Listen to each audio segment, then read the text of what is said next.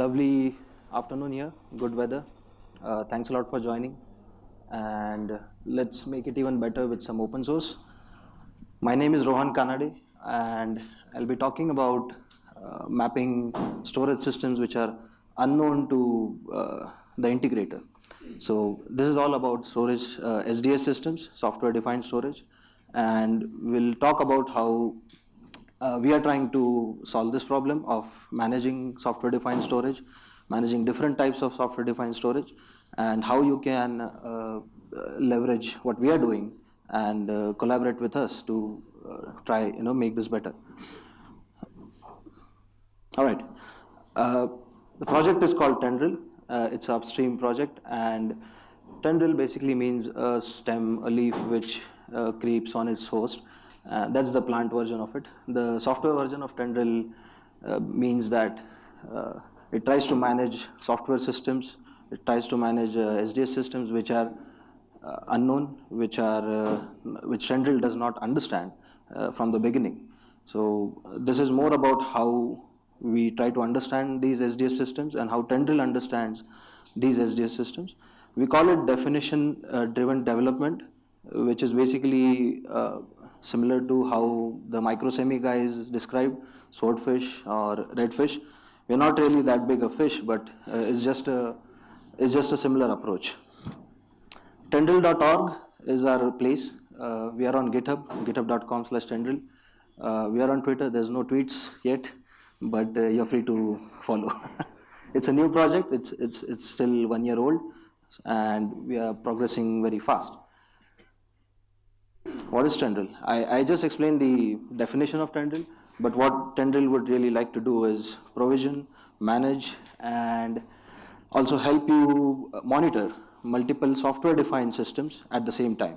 All of this using a single web interface, a single API, which are all generic, which means you talk to the storage systems, talk to the SDS systems using the same APIs, using the same web UI.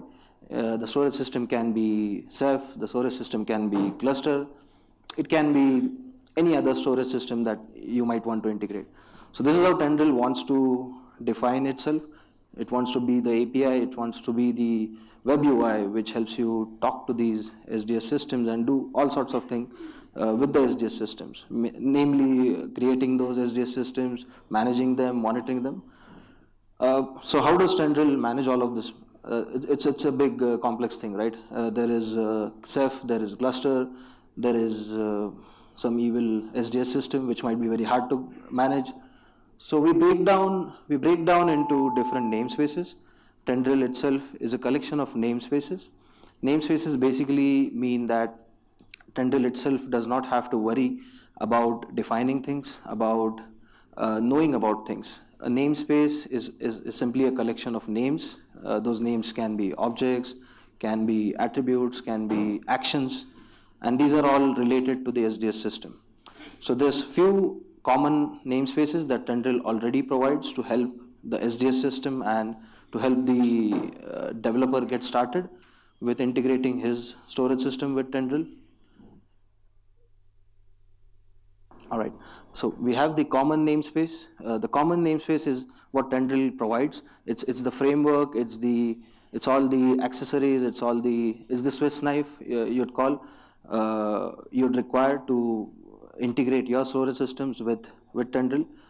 So the commons namespace is basically a collection of objects, it's a collection of routines, actions.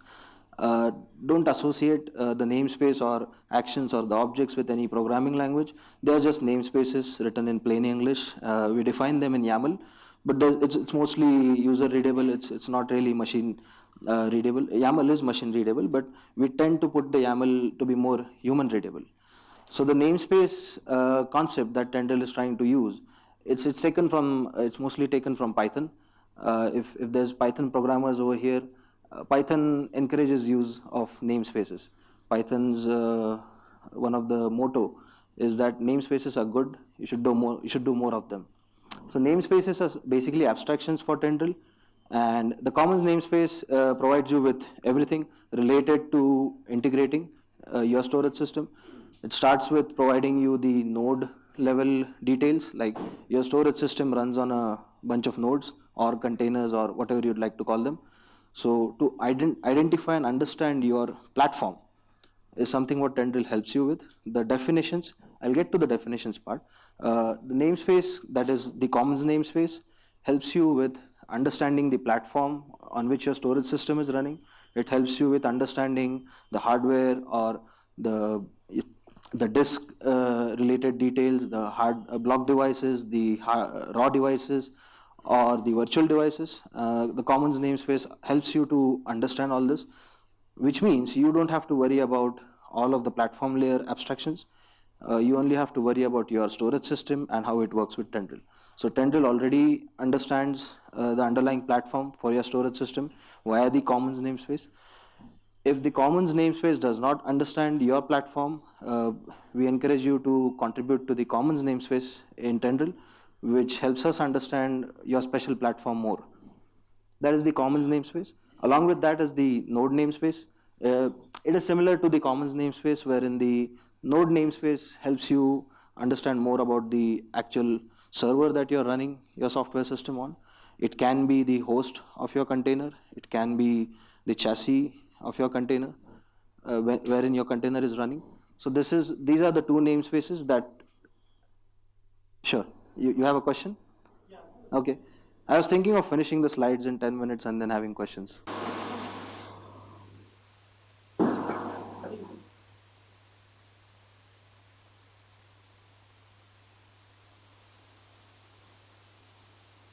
Yeah, question is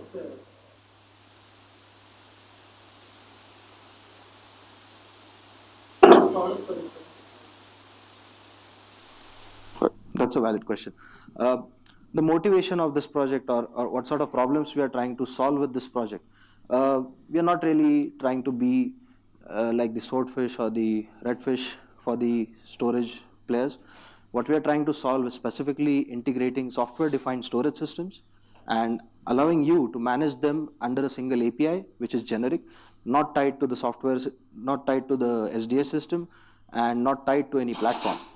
So I'm getting to the slide where I explain why we are doing this and how we are doing this, but this is the general motto that we have.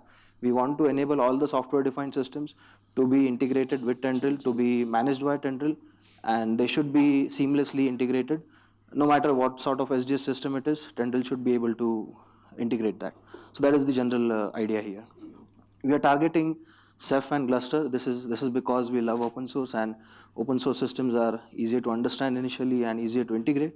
But moving ahead, we are absolutely okay with having SDS systems that are not open source, and those can be managed by Tendril as well, similar to how OpenStack allows private players, non-open source players to integrate with OpenStack. That is the goal here. Is that okay? Yeah. All right. So as I was talking about flows, I'll just quickly run you guys through this. So these namespaces are basically abstractions that allow division of responsibility and division of roles. Who's going to do what? So we don't want the SDS developer to worry about platform details. We don't want the SDS developer to worry about memory, CPU, disk. We don't want him to think about that. We want him to think about his storage system. We want him to think about what objects belong in his storage system. What can he do with his storage system? That is the goal. So the storage system sits in a namespace of its own.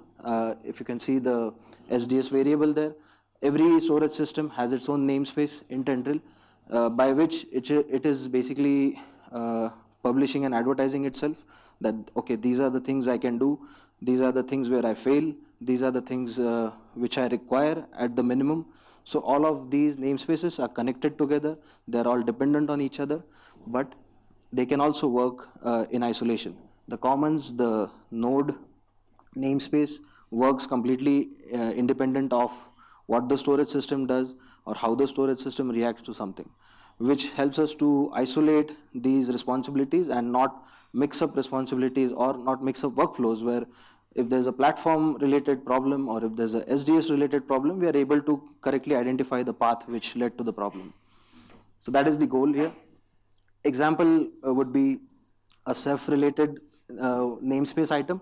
So this is a flow which is basically a bunch of actions you run. So create pool is a flow which is related to the Ceph namespace.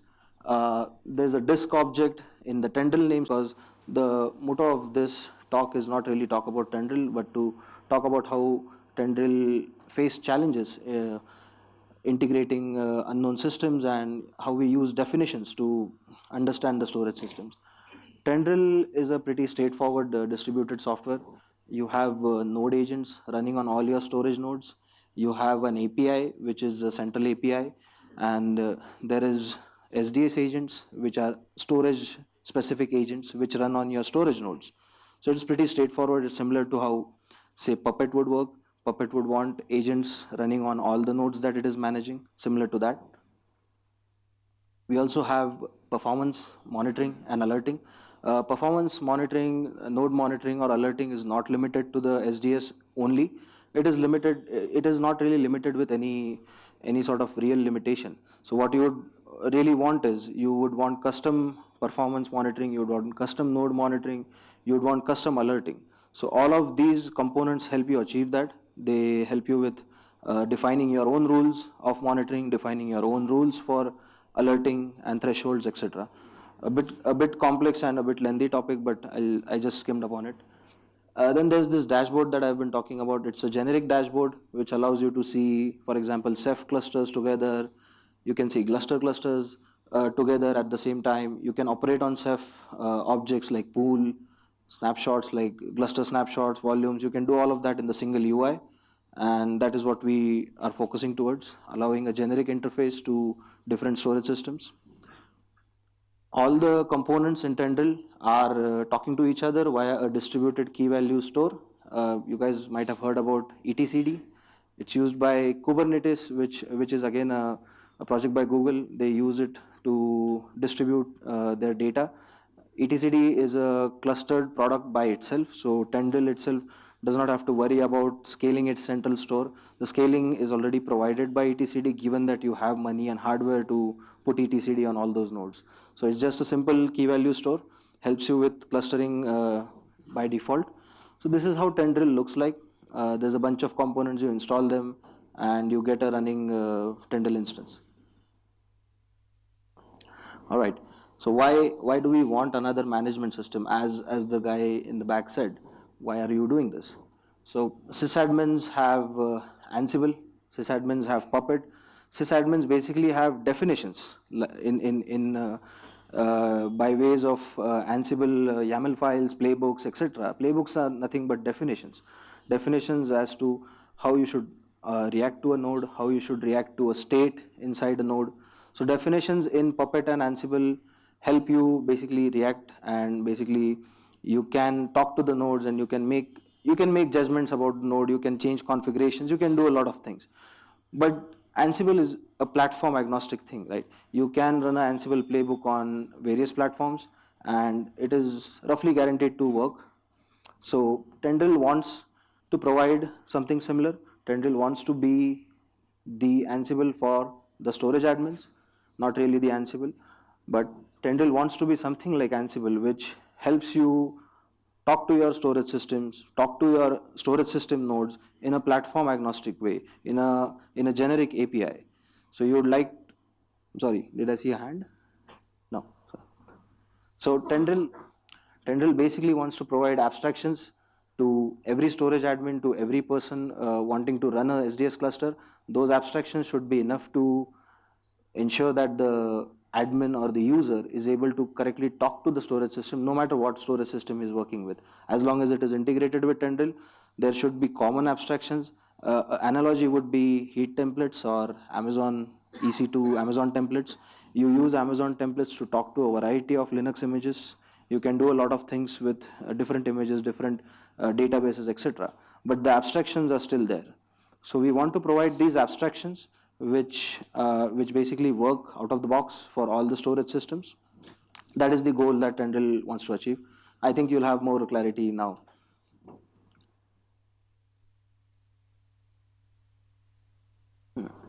So definitions driven development, it's nothing new. So Puppet has been doing it. Sorry.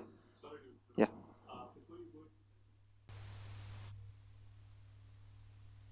To me, it sounds like single pane of glass for management, Mm-hmm. including the once you have agents running on the. Are you using any specific protocols underneath? Because I remember there used to be SMIS providers for each storage arrays in the past. And then you have a SMIS management application which talks to the providers which run on storage system to give you that single pane of glass. Right. So is Tendril using any underlying standard protocol to talk to? Tendril talks. So we'll start from the bottom up. There's a Ceph storage system, and you want Tendril to talk to it. You want to talk to it in general. Even if you're not using Tendril, you'd use Ceph specific tools, or you'd use playbooks, or you'd use some abstractions. These abstractions eventually use the Ceph specific tools. So since we are targeting software defined storages, we specifically use the tools provided by the software defined storage system. We use tools provided by the Ceph community. We use tools provided by the Gluster community. So that is not really that is not where we really talk to the SDS systems. The SDS systems are managed by specific agents. Those agents are basically talking to the SDS systems because they know how to talk to the SDS systems. The agents are provided by or coded by people who know the SDS system very well, people who understand the SDS system. How Tendril understands what the agent is saying is via the definitions. So the secret sauce here is basically the definitions which help every component understand the unknowns and also validate the knowns. So I'm wondering, why not expect to also in the same way? I would be up for a discussion. That's a good point. We have a GitHub presence. I think you can file these requests there, or we can directly have a face-to-face chat. For any new system, that then you need to have a new agent. Yes. Develop. Yes. Yes. Yes. Can be. Yes. Can talk to the management. Yes. Yes. So every SDS system needs a translator or an agent which talks to that SDS system.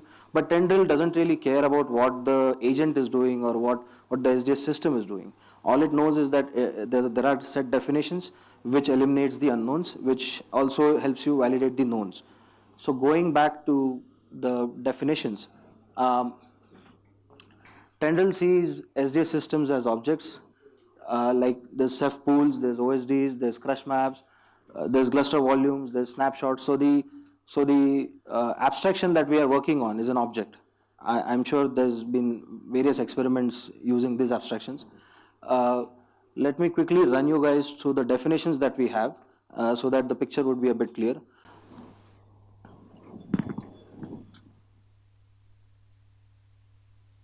All right.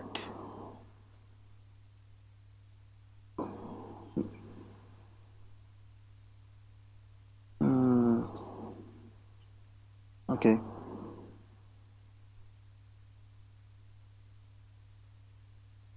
Okay. All right. So this is how a Tendril definition looks like. It's plain old YAML which is parsable by humans, parsable by machines. We have some. So this is the common namespace that I was talking about. Every namespace is defined as a definition. Every namespace has to be present in the YAML files. So these are the bindings that Tendril has to understand all the systems. So I'll quickly give an example of a simple flow. Flow, as I explained, is a bunch of actions that you can do on the storage system or on the platform or whatever you are integrating. So here's a flow which is the create cluster flow. If you can see, it basically tells you that we are trying to create a cluster and we have a bunch of mandatory inputs and we have a bunch of items to run on those inputs. So all of these are objects defined under the same definitions, defined under the same namespace. So under the commons namespace, if you are supposed trying to create a cluster and when you're creating a cluster, you really don't know is it a Ceph cluster, is it a Gluster cluster? You have no idea. So what you do is you accept a set of common inputs which are required for the Ceph cluster, for the Gluster cluster. So this is where Tendril abstracts the interaction with the API and the interaction with the UI. So we accept a set of common inputs. We expect that these are provided, and these common inputs are routed to the individual namespaces, say for the Ceph namespace or the cluster namespace. So you go to the Ceph and cluster namespace, and they then turn into specific inputs that are actually validated by the specific SDS namespace. So this is the presentation, or this is the API layer of Tendril, which we call, and the genericness here is that the flows really don't talk about Ceph, they don't really talk about cluster. They'll accept inputs which are understand and understood by any user, and you can simply, of course, you need to have some sort of know-how as to what the node is doing, or what your devices are, what your block devices are doing. That sort of know-how is required. So once you have, so this is one of the flows that we have. I'll move to the objects that are described here. There's a bunch of things like Tendril context, cluster, again node configuration, etc. So we'll go to how they are defined.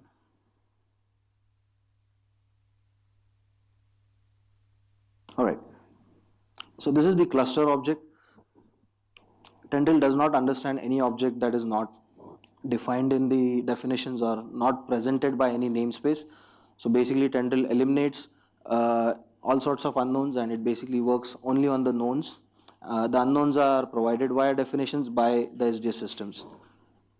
So the cluster object it contains the public network details, the cluster network, a bunch of configuration details, node configuration details, any sort of overrides that you would like to pass on to the storage system, etc. So this is how a typical namespace would look like. You guys can check this out. It's a big namespace file. So, and this is how it starts. I lost the mic.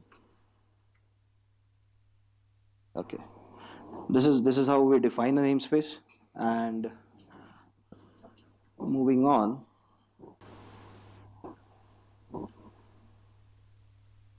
Okay.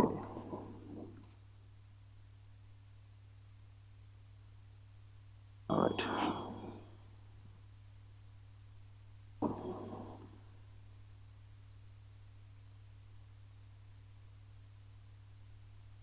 Sorry. Could we zoom out a bit? I don't know.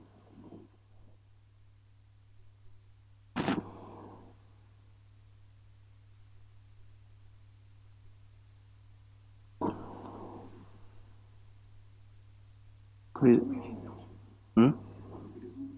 Yeah, I've not zoomed in. It just zoomed in automatically.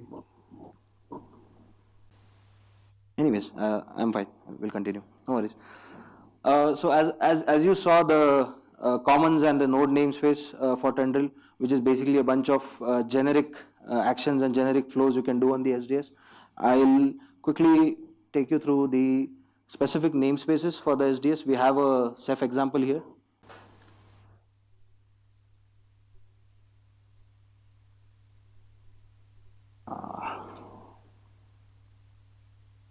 Okay. So this is the namespace that defines the Ceph related things.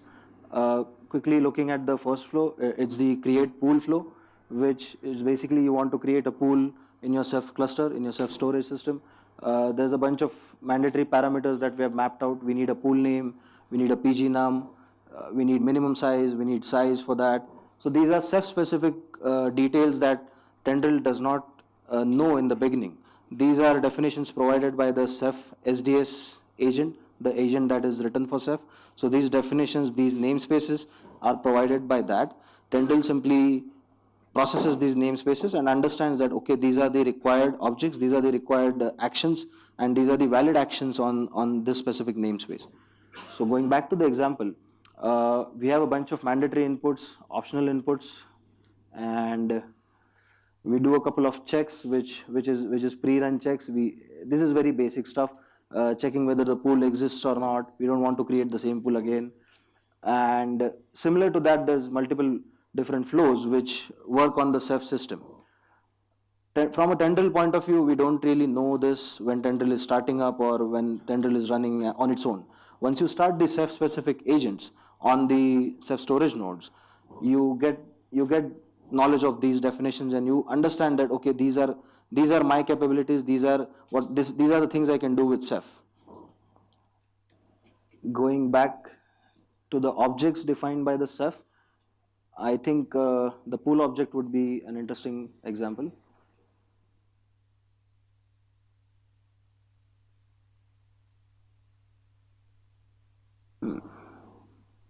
All right. So this is the pool object. So I'll quickly break down how the schema here is. Sorry.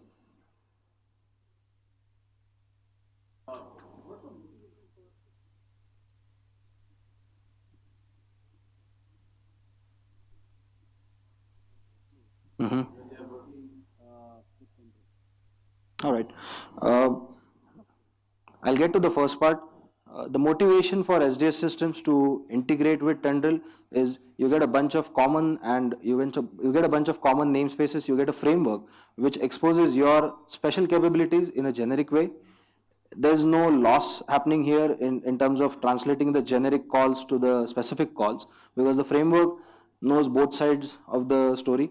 It knows how Ceph will react to something. It knows how the node is or the platform will react to something. And Tendril also knows what the user is expecting from the SDS system, because it's a collaboration between Tendril and the SDS system. The motivation here is mainly exposing your specific feature sets via the generic interface that is Tendril, the API that is provided by Tendril, and this could basically lead to an interaction with all the SDS systems, or having a hybrid storage environment where you could run different SDS systems for different workloads. As you mentioned about enterprise workloads, I don't really know much about enterprise workloads, but workloads in general are different, as we know. So there's different use cases for Gluster, there's different use cases for Ceph, there's different use cases for some other SDS system. But you don't want to go around writing workflows and APIs and interactions with all those SDS systems. What you would like is a single place where you could talk to all these SDS systems, and you would know that you're doing the right thing and there's no failures or there's known failures involved over here. So that is how Tendril looks at itself, as a facilitator between different SDS systems. They might be for different workloads, they might be for any sort of use case. Make sense? Sure. Is Tendril going to go ahead and replace Calamari totally, or are there any parallel developments happening on Calamari? Calamari is being developed, as far as I know. Tendril took inspiration from Calamari while managing the Ceph part of things, but Calamari itself is it's still in under development. We're not really trying to replace anyone.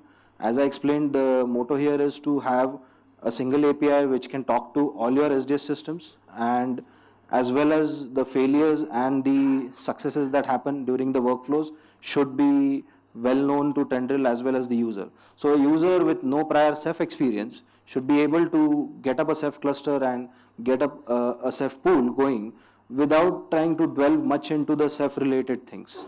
He could definitely take a look at how Tendril definitions explain Ceph, which is a good place to start, and he could definitely try to use the Tendril API to understand how Ceph reacts to specific calls, specific APIs, etc.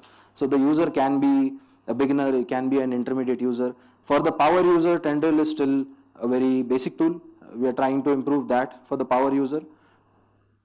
In continuation of that, actually, in terms of what is the Red Hat thought process in terms of differentiating, let us say 2 years from now, on Calamari versus Tendril?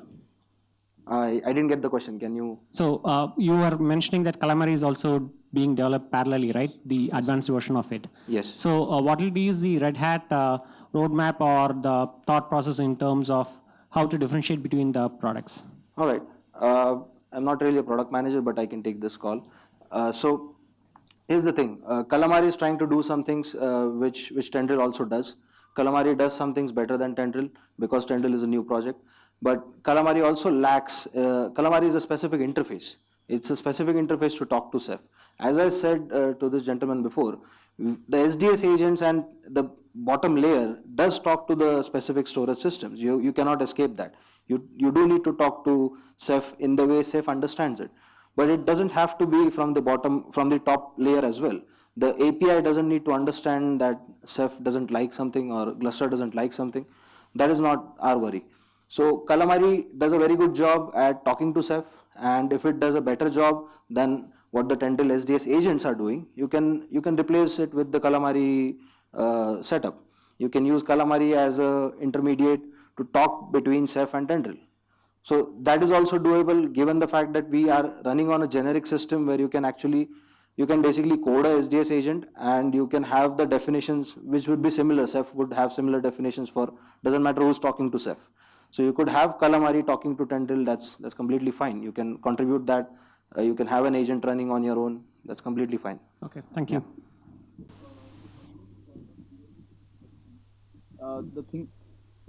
The thing is that if we have general or a generic thing that we are developing, why have specific SDS environments or GUI or management systems? Like why not just have or focus on one particular thing, which and every SDS hooks in their stuff to this particular software, and we get away with each SDS, each SDS their own management software instead of having n number of softwares. Right. So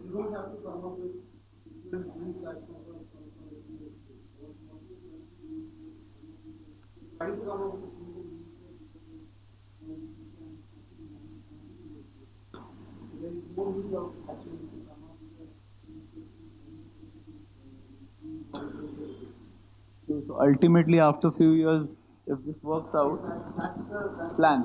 Okay. Okay. Thank you. So I'll just add to that. So this is a very organic evolution, it's bound to happen. Taking an analogy, if you're talking to the kernel, if you're talking to the Linux kernel, there's different types of Linux kernels and then there's different ways to talk to it. But if you don't really want to worry of talking to a specific Linux kernel, if your use case is not really that deep. If you're just using Ansible or if you're just using Puppet, you don't care about what kernel is running, what sort of drivers you are running beneath, right? So Tendril wants to be at that place where for a user who does not really understand Ceph or Gluster or any other storage system in detail, he should not be limited by the fact that he does not understand the storage systems. He should be able to leverage the automation that Tendril is providing, leverage the framework that Tendril provides, which is a very stable thing because we are working with only knowns. We are not working with unknowns. So that is how I think it would evolve organically, and eventually we won't have specific SDS specific UIs, SDS specific APIs. They are bound to be there at the bottom layer, but does the user really care about it? Similar to the sysadmin analogy, the sysadmins don't care whether it's a HP machine, it's a Dell machine. They don't care. They just run their playbooks. And done with it. But if they are there, then it becomes very difficult to manage UIs. I mean, like, it doesn't even, it becomes difficult on, at one level you are managing this UI, and on another two, if I need if I need tuning which is very specific to Ceph, then I need to use Calamari for that. Right now you need to use Calamari, that is a fact, but Tendril, as I said, Tendril is evolving in such a way that we are trying to abstract out the complexities and present it to the user in a way that he is able to exploit them in the most efficient manner. Right. A software system or a Ceph or a Gluster system should not limit you because of its complexity. Right. Similar to the Linux example, you don't want to be limited by the platform or the system's complexity. So that is what we are trying to do. We are trying to abstract out all the complexities and also try to provide you a way to tap into those complex situations, complex workflows via a better user interface or a better communication system or a combination of all of these things. Okay, thank you. Yep. I think I have 10 minutes. I think we can switch to questions because I'll publish the slides online. I was mostly going to talk about how definitions are done in Tendril, how the YAML files are passed, and etc. etc. So we can have questions right away.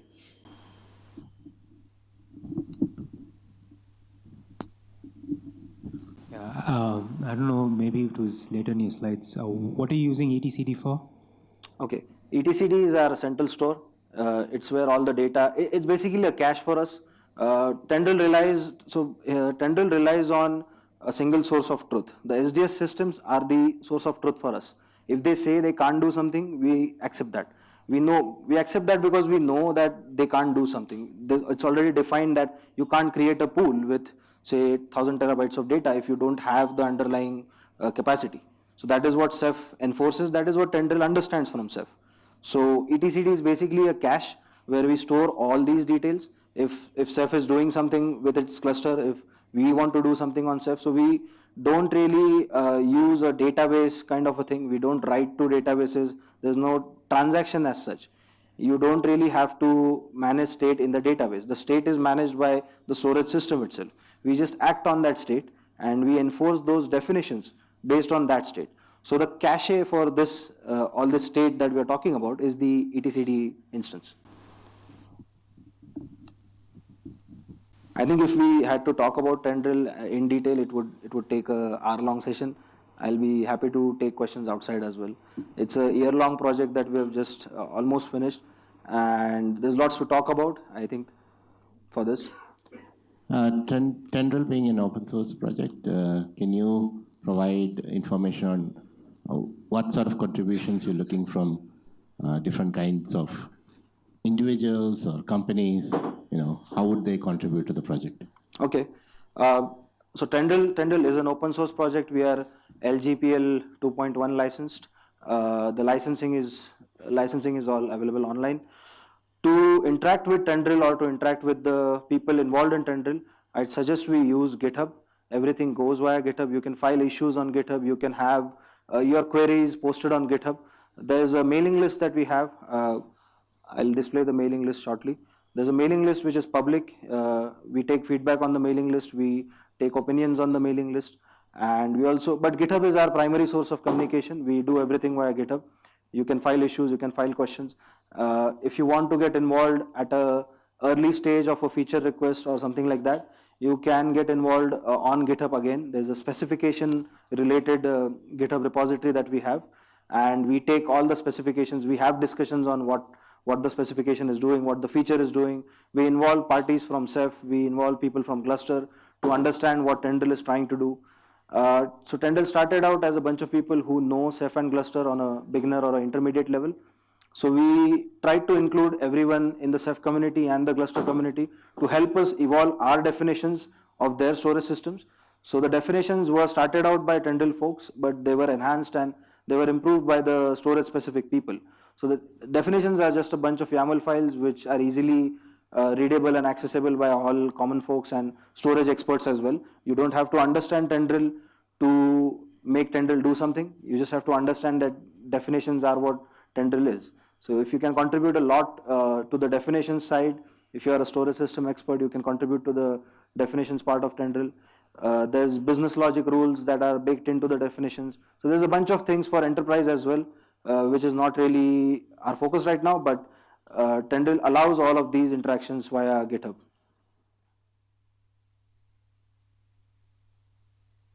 I am. No, sorry. Tendril is being deployed on a POC basis right now. I know people from Quanta. I know a couple of contributors from. Not really sure. We have a couple of POCs going on, but they're Red Hat internal. But a bunch of open source contributors have been running Tendril. We are also actively integrated in upstream CI systems, which is the CentOS CI system, the Fedora CI system. There would be more CI systems coming up based on specific storage hardware. So Quanta, I guess, Quanta wants to contribute to Tendril because of its ease of deployment in terms of hardware as well as any sort of platform. So Tendril is deployable via Ansible, and if you can run Ansible on your platform, you can deploy Tendril. Tendril's hardware capabilities or hardware specific capabilities are a bit intermediate right now. We don't really know much about hardware RAID when Tendril tries to detect the platform details or the disk related details. We are working on that. We would love more contributions towards those areas. That's how the state is.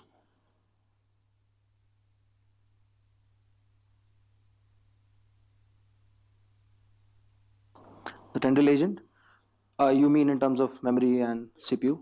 Tendril agent consumes about 200 or 100 MB of memory, and the CPU, sorry?